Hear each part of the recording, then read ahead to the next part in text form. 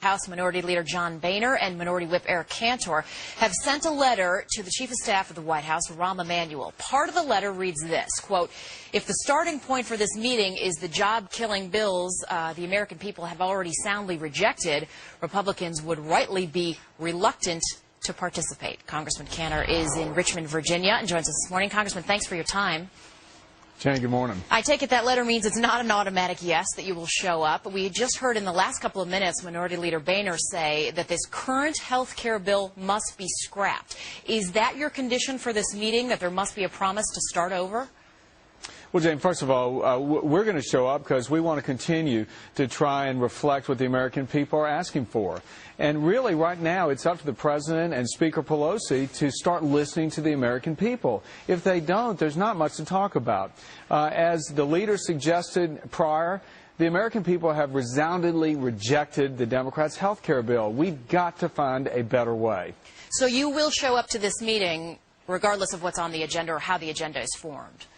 Well, we have stood ready for the past year to work alongside with this President and Speaker Pelosi and the Democrats in Congress. And, you know, now, once again, there is talk of bipartisanship. But what we need to really focus on, if we're going to get anything done, is try and address what people are worried about. It's the increased cost of health care. We can accomplish bringing down costs through some of the ideas that we have put on the table that, in fact, I think that most Democrats agree with as well. But it is first and foremost the fact that this President and Speaker Pelosi are still trying to jam through this bill that the American people don't like. You know, you and many others have called for transparency on this issue, a la these televised meetings that looks like we're going to be seeing. There is a legitimate question, though. Can anything actually be done when it's so out in the open? These deals historically in this country have been done, so much of them behind closed doors. Listen, Jane, we need more ventilation of this discussion because there has been no discussion that has taken place in the light of day. It's all been behind closed doors in smoke-filled rooms. We don't need that anymore. The American people want to know what's going on, especially when you're talking about health care. Health care affects everyone. So I'm hopeful that this meeting will result in the American people feeling that the President and the Speaker are starting to listen, because thus far they've not.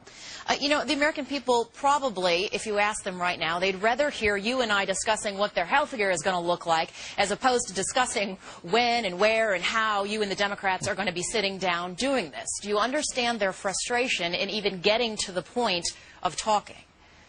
Absolutely. I mean, people are rightfully upset because the kind of change that was promised back a year or so ago in the election of this president has not materialized. We see daily now the public polling indicate that Americans are frustrated with Washington, and I don't blame them. Again, the process is so broken that we do need to get it back on track and start getting the work done and start making sure that the federal government is working for the people again rather than the other way around. I guess the tone, I just read a portion of that letter that you sent to Rahm Emanuel, but the tone of it wasn't particularly, I guess, in the spirit of bipartisanship. That's a tough letter. Is that going to affect your starting point? Well, you know, it is in the interest of the minority in the Congress to reach out, and we have continued to reach out. But what we want to say is this: we're not interested in a dog and pony show to trumpet failed bills that, in fact, the Democrats can't even pass right now without any Republican support. We're not interested in that because the American people aren't either. And where we feel we need to go is to tell the President, look, we are ready to work on things that we can agree on. Set aside this notion we need government taking over our health care. Set aside this notion that Washington knows best about the kind of choices that families are afforded in health care, and we can start to work together to bring down health care costs. But again, quickly, you're showing up to this televised thing, right? Absolutely. Republicans have always said we stand ready and willing to work with this president. Unfortunately, the Speaker has never followed suit on any of the bipartisanship suggestions made by the president. We'll see if we're turning a corner here. Minority Whip Eric Cantor. Congressman, thanks for your time. Thank you, Jane.